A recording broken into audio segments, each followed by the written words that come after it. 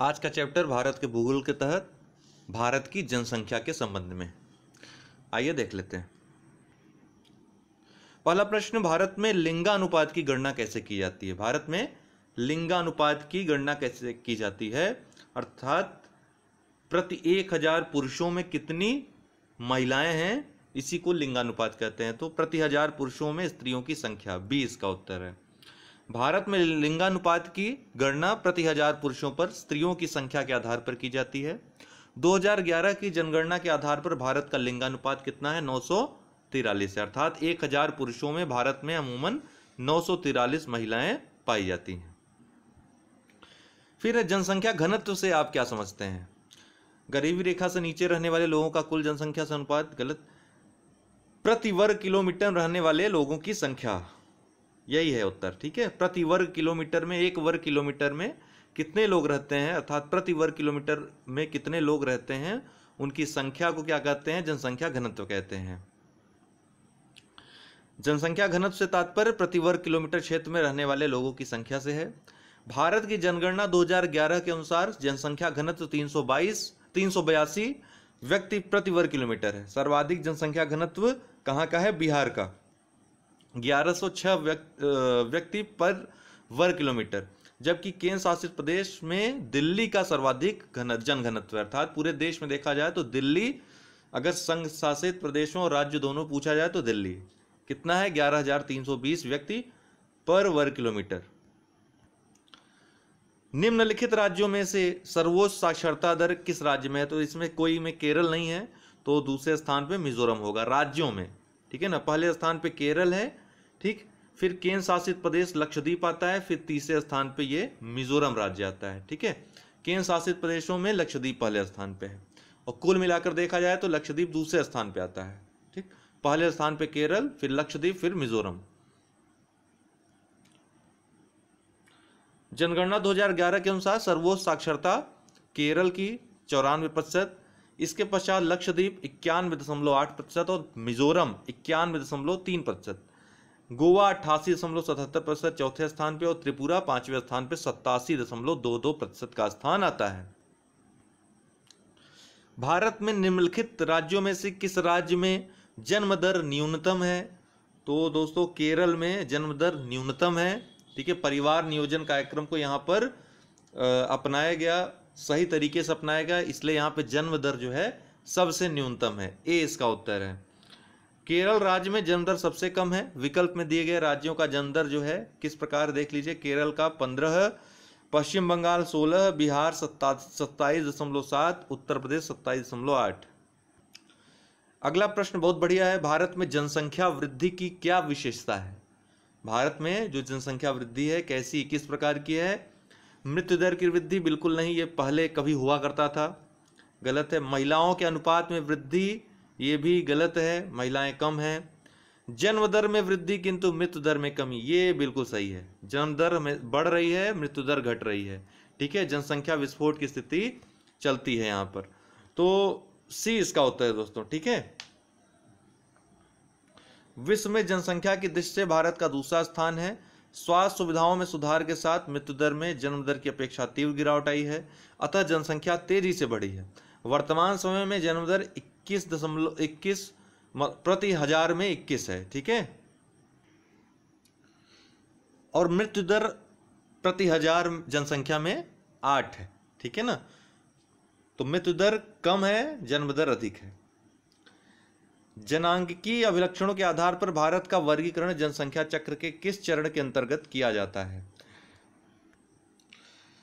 जनांगीय अभिलक्षणों के आधार पर भारत का वर्गीकरण जनसंख्या चक्र के किस चरण के अंतर्गत किया गया है? तो जनसंख्या चक्र के मुख्यतः 4 वृहद चरण बताए जाते हैं। तो भारत किस चरण में है ये पूछ रहा है। जो ये संकल्पना है दोस्तों, इसी को जनसंख्या चक्र या फिर भूगोल के भाषा में जनांकीय संक्रमण का सिद्धांत कहा जाता है। और यह सिद्धांत किसने, इस संकल्पना मूलतः किसने दी थी? याद रखिएगा, नाम पूछ सकता है, W.S. थॉम्पसन एवं W. नोटस्टीन ने दिया था। इन्होंने 4 अवस्थाओं का जिक्र किया था, लेकिन बाद में कोलिन क्लार्क नामक एक दूसरे भूगोलविद आए, उन्होंने 5वीं अवस्था की परिकल्पना की, लेकिन मुख्यतः 4 अवस्था मानी जाती है। तो भारत इन चारों जो अवस्थाएं हैं उनमें से तीसरी अवस्था में इस समय चल रहा है। किस अवस्था में? विलंबित विस्तारशील चरण में, अर्थात जन्म दर भी इसमें कम हो रही है और मृत्यु दर दोनों में कमी आ रही है। ठीक है ना। तो कुल मिलाकर जनसंख्या वृद्धि धीमी हो रही है धीरे धीरे। तो इस प्रकार तीसरी अवस्था में भारत चल रहा है जनसंख्या चक्र के। ठीक है। जनांकीय अभिलक्षणों के आधार पर भारत का वर्गीकरण जनसंख्या के विलंबित विस्तारशील चरण में किया जाता है। भारत जनांकीय संक्रमण के 4 विस्तृत चरणों में से प्रथम 2 चरण पार कर चुका है। वर्ष 1991 के बाद भारत जनांकीय संक्रमण के तीसरे चरण में प्रवेश कर चुका है। वर्तमान में देश की जनसंख्या वृद्धि दर में गिरावट आ रही है। ठीक है। और 2020 तक अनुमान है कि यह चौथे चरण में प्रवेश कर जाएगा। देखिए, पहले चरण को मुख्यतः कह सकते हैं कि पूर्व औद्योगिक या पूर्व आधुनिक की संज्ञा भी अवस्था की भी संज्ञा दी जाती है। उसमें क्या होता है? पहली अवस्था में जन्म दर और मृत्यु दर दोनों ही उच्च अवस्था में पाई जाती है, अर्थात जन्म दर भी उच्च होती है और मृत्यु दर भी उच्च होती है, क्योंकि युद्ध वगैरह बहुत होते थे, कोई कानून रहता नहीं था, तो लोग जन्म भी बहुत लेते थे और मृत्यु भी बहुत ज़्यादा होती थी। वह अवस्था होती थी। ठीक है। इसके अलावा कई कारण रहते होंगे, आपदाएं आती होंगी। ठीक है। लोग भुखमरी, गरीब होते होंगे, कोई आय का साधन नहीं रहता होगा। दूसरी अवस्था को दोस्तों जनसंख्या विस्फोट की अवस्था कहते हैं। उसमें क्या हो? जन्म दर बहुत उच्च हो जाता है, अति उच्च हो जाता है, मृत्यु दर कम हो जाती है। ठीक। तो इसको जनसंख्या का विस्फोटक अवस्था भी कहते हैं। तीसरी अवस्था जो इस समय चल रही है भारत जैसे देशों में 1991 के बाद, जैसा कि भारत प्रवेश कर लिया है इस अवस्था में, इसमें क्या होगा? जन्म दर मृत्यु दर दोनों में ही प्रशंसनीय कमी आती है। जैसी कमी अपेक्षित होती है उस तरह से कमी आती है। और जो चौथी अवस्था है दोस्तों, वो विकसित देशों में पाई जाती है। वहां पर न तो जन्म दर बहुत उच्च होती है, न तो मृत्यु दर, दोनों संतुलित होते हैं। ठीक है। दोनों ही कम होते हैं। इसको जनसंख्या की स्थिर अवस्था भी कहा जाता है। जो 5वीं अवस्था बताई है कोलिन क्लार्क महोदय ने, वह है जनांकीय अपर्दन या जातीय संघार की अवस्था उसको कहते हैं। क्या कहते हैं? जातीय संघार की अवस्था उसको कहते हैं। इसमें इसको इन्होंने ऋणात्मक वृद्धि की अवस्था बताया है। क्या बताया है? ऋणात्मक वृद्धि की अवस्था, अर्थात जन्म दर मृत्यु दर से भी कम पाई जाती है, अर्थात मृत्यु दर यहाँ पे अधिक हो जाती है, जन्म दर कम हो जाती है। ठीक है। क्योंकि इन्होंने बताया था कि आने वाले समय में विवाह जैसे मूल्यों का पतन होगा, पारिवारिक संस्थाओं का जो है विघटन होगा, जैसे कि उन्होंने उदाहरण भी दिया था फ्रांस, स्विट्जरलैंड जैसे देशों में। तो इससे क्या होगा? जन्म दर कम हो जाएगी, मृत्यु दर अधिक हो जाएगी, जिसे इन्होंने जातीय संघार या जनांकीय अपर्दन की अवस्था बताया है। यही 5 अवस्था होती है। अगला प्रश्न है, भारत की जनसंख्या में ऋणात्मक वृद्धि दर किस दशक में दर्ज की? ऋणात्मक वृद्धि दर, अभी इसके पहले प्रयोग किया मैंने ये शब्द दोस्तों, जान लीजिए। अर्थात इसके पहले जो जनसंख्या थी उससे कम जनसंख्या नेक्स्ट दशक में हो जाए या नेक्स्ट जनगणना में हो जाए तो क्या कहेंगे? इसको ऋणात्मक वृद्धि दर कहेंगे, ऋणात्मक वृद्धि कहेंगे। ठीक है ना। जनसंख्या पहले से भी कम हो जाए। तो ऐसा कब हुआ था? 1911 से 21 के दशक में इसमें जनसंख्या कम हो गई थी 21 में, और 21 के बाद जो जनगणना हुई दोस्तों उसमें फिर जनसंख्या वृद्धि हो गई। तो पीछे भी वृद्धि, आगे भी वृद्धि, इसीलिए इसको 1921 को जनसंख्या का महान विभाजक वर्ष के नाम से भी जाना जाता है। प्रश्न पूछता है, याद रखिएगा। वर्ष 1911-21 के दशक में भारत की जनसंख्या में ऋणात्मक वृद्धि दर दर्ज की गई थी। इसका मुख्य कारण जन्म दर की अपेक्षा मृत्यु दर का अधिक उच्च होना था, क्योंकि उस समय तमाम स्थानों पर अकाल, महामारियां पनपी थी, जिसके कारण काफ़ी मृत्युएं हो गई थी, जिसके कारण जनसंख्या भारत की कम हो गई थी अधिक होने के बजाय। इसका उत्तर क्या होगा दोस्तों? 2011 की जनगणना है। कौन सी जनगणना? 15वीं जनगणना है। ठीक है ना। स्वतंत्रता बाद की 7वीं है और कुल मिलाकर के 15वीं जनगणना। ठीक। भारत में प्रथम जनगणना अंग्रेज वायसराय लॉर्ड मेयो के कार्यकाल में 1872 ईस्वी में हुई। जिसमें भारत की जनसंख्या 25 करोड़ थी, याद रखिएगा। ठीक, फिर 1881 ईस्वी से लॉर्ड रिपन के काल से प्रत्येक 10 वर्ष पर जनगणना कराई जाती है। W.C. ब्लाउडेन प्रथम जनगणना आयुक्त थे। वर्ष 1951 की जनगणना स्वतंत्रता के पश्चात भारत की 7वीं जनगणना थी। इस प्रकार 2011 की जनगणना कौन सी जनगणना है? 15वीं जनगणना है। स्वतंत्रता बाद पहली जनगणना कौन सी थी दोस्तों? 1951। इस तरह से 2011 जो है स्वतंत्रता के पश्चात 7वीं जनगणना भी था। ठीक, और कुल मिलाकर 15वीं जनगणना। अति महत्वपूर्ण प्रश्न दोस्तों, जुलाई 2011 में घोषित जनसंख्या के आंकड़ों के अनुसार शहरी क्षेत्रों की तुलना में ग्रामीण क्षेत्रों में शिशु लिंगानुपात में कमी आई है कितनी? तो सबसे पहला फैक्ट तो आपको यह मिल गया कि शहरी क्षेत्रों की तुलना में ग्रामीण क्षेत्रों के शिशु लिंगानुपात में क्या आई है? कमी आई है। कितना गुना कमी आई है दोस्तों? तो 4 गुना कमी आई है। ठीक है, बी इसका उत्तर है, 4 गुना। जनगणना 2011 के अनुसार जनसंख्या के आंकड़ों के अनुसार शहरी क्षेत्रों की तुलना में ग्रामीण क्षेत्रों में शिशु लिंगानुपात में 4 गुना कमी आई है।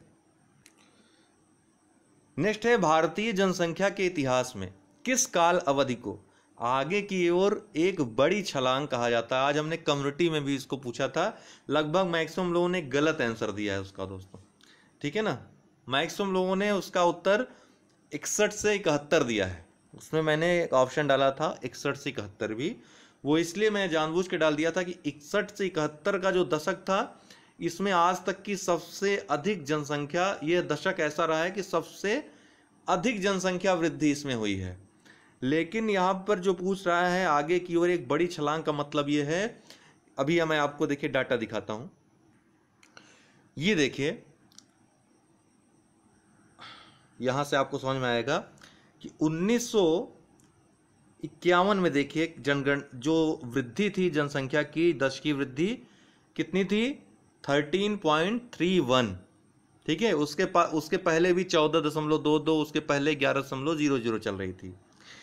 लेकिन ये अचानक 61 में बढ़कर कितनी हो गई है?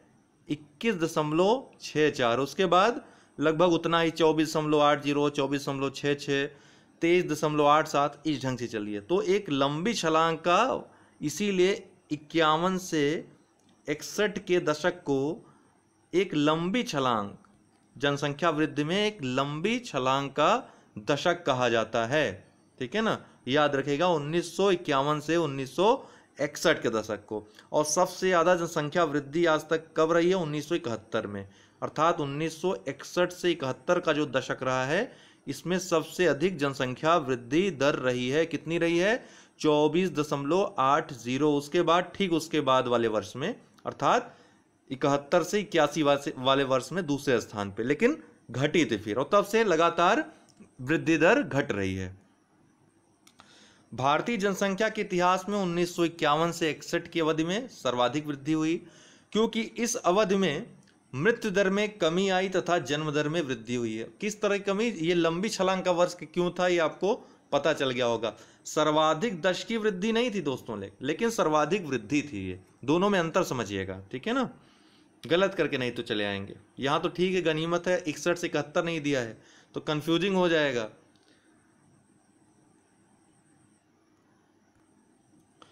शिशु लिंगानुपात पूछा है। वर्ष 2011 की जनगणना के अनुसार भारत का शिशु लिंगानुपात कितना है? 919 है, डी इसका उत्तर है। ठीक है, जनगणना 2011 के अनुसार औसत शिशु लिंगानुपात 919 है।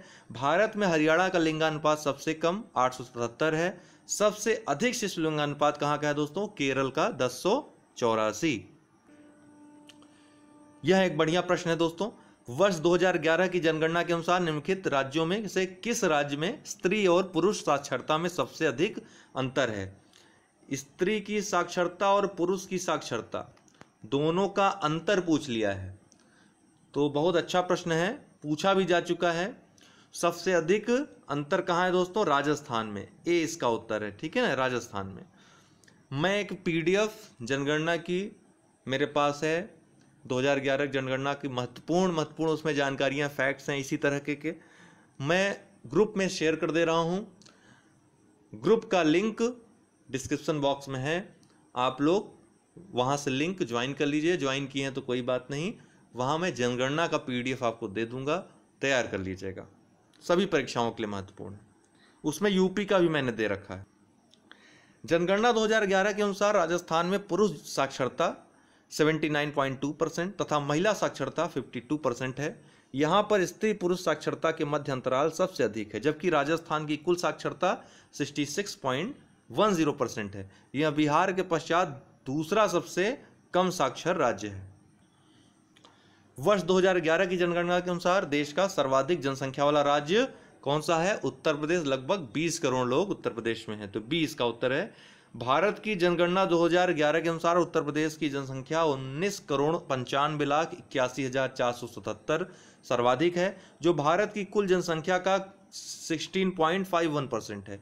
इसके पश्चात दूसरे स्थान पे महाराष्ट्र 11 करोड़ तथा बिहार 10 करोड़ का स्थान है। भारत में सबसे कम जनसंख्या वाला राज्य कौन सा है दोस्तों? सिक्किम है। सबसे कम क्षेत्रफल वाला राज्य कौन सा है? गोवा है। ठीक है, दोनों हैं तो याद रखिएगा।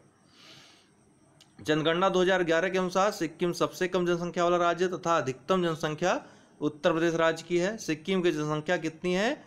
6,07,688 व उत्तर प्रदेश की जनसंख्या कितनी है? लगभग 20 करोड़। कितना अंतर है देख लीजिए। अगला महत्वपूर्ण उपयोगी प्रश्न, भारत के किस राज्य का क्षेत्रफल एवं जनसंख्या समान रैंकिंग में स्थित है? क्षेत्रफल और जनसंख्या किसका दोस्तों? मेघालय का 22वें स्थान पे है दोनों में। ठीक है, क्षेत्रफल में 22वें स्थान पे, जनसंख्या में भी 22वें स्थान पे है। देश में मेघालय राज्य का क्षेत्रफल व जनसंख्या की दृष्टि से समान स्थान है। इन दोनों दृष्टियों से मेघालय का 22वां स्थान है। मेघालय की बहुसंख्यक आबादी ईसाई धर्म का पालन करती है। 1 से 5 मिलियन जनसंख्या वाले शहर को कहते हैं, क्या कहते हैं? मेट्रोपॉलिटन। ठीक है, 1 से 5 मिलियन। 1 मिलियन कितने होते हैं? 10 लाख। ठीक है, 5 मिलियन में 50 लाख, तो 10 लाख से 50 लाख तक की जनसंख्या वाले शहर को मेट्रोपॉलिटन सिटी कहते हैं। 1 से 5 मिलियन जनसंख्या वाले शहर को मेट्रोपॉलिटन कहते हैं। कॉस्मोपॉलिटन का अर्थ सर्वदेशीय होता है, अर्थात वह स्थान जहां देश विदेश के अनेक भागों से आकर लोग बसते हों। दिल्ली, मुंबई, चेन्नई एवं कोलकाता इसके प्रमुख उदाहरण हैं, कॉस्मोपॉलिटन सिटी हैं सब। जनसंख्या के अध्ययन को क्या कहते हैं? जनसांख्यिकी कहते हैं। जनसंख्या के अध्ययन को जनसांख्यिकी, डेमोग्राफी कहते हैं। इसका अध्ययन जनसंख्या भूगोल के अंतर्गत किया जाता है। इसमें जनसंख्या के विविध घटकों जैसे लिंगानुपात, साक्षरता, जनघनत्व आदि का अध्ययन किया जाता है। भारत में सर्वाधिक आबादी वाला शहर कौन सा है? मुंबई। सी। भारत में सर्वाधिक आबादी वाला शहर मुंबई है। इसके बाद क्रमशः दिल्ली, चेन्नई और कोलकाता का स्थान है। मुंबई किस द्वीप पर बसा है? सल्सेट द्वीप पर बसा है। याद रखिएगा, सल्सेट द्वीप का घनत्व पूछ सकता है कि कौन सा द्वीप सबसे ज्यादा घना बसा हुआ है, तो सल्सेट द्वीप। इसी को मुंबई के नाम से भी जाना जाता है। मुंबई शहर इसी पर बसा है। भारत की जनगणना के अनुसार 50,000 से 99,999 तक की जनसंख्या वाले शहरी क्षेत्र को क्या कहते हैं? देखिए, 5 भागों में बांटा गया है शहरी क्षेत्रों को, श्रेणी 1 से लेकर श्रेणी 5 तक। तो ये 50,000 से 99,999 श्रेणी 2 में आता है। कुल आप देख लीजिए, भारतीय जनगणना 1991 के अनुसार नगरों का वर्गीकरण क्या किया गया? श्रेणी फर्स्ट शहर में 1 लाख से अधिक जनसंख्या वाले, श्रेणी सेकंड में 50,000 से 99,999, श्रेणी 3 में 20,000 से 49,999, श्रेणी 4 के शहर में 10,000 से 19,999 और श्रेणी 5 के शहर में सबसे कम 5,000 से 9,999 जनसंख्या नगरों में होती है। ठीक है,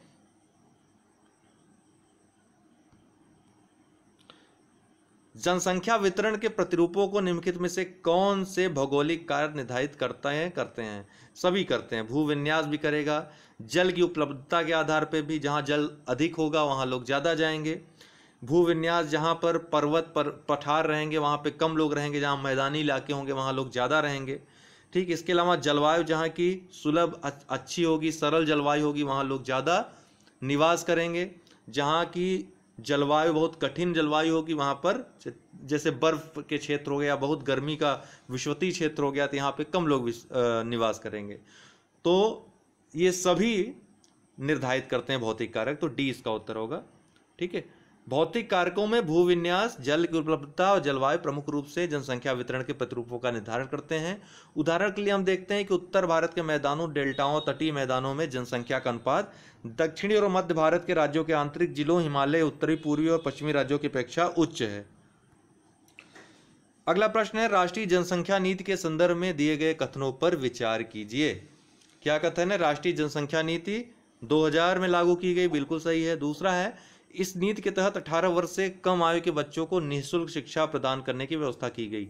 18 वर्ष नहीं दोस्तों, 14 वर्ष से कम आयु के बच्चों को निःशुल्क शिक्षा प्रदान करने की व्यवस्था की गई है, तो बी गलत है इसका, केवल ए सही होगा। ओके, राष्ट्रीय जनसंख्या नीति वर्ष 2000 में लागू की गई, जो कई वर्षों के नियोजित प्रयासों का परिणाम था।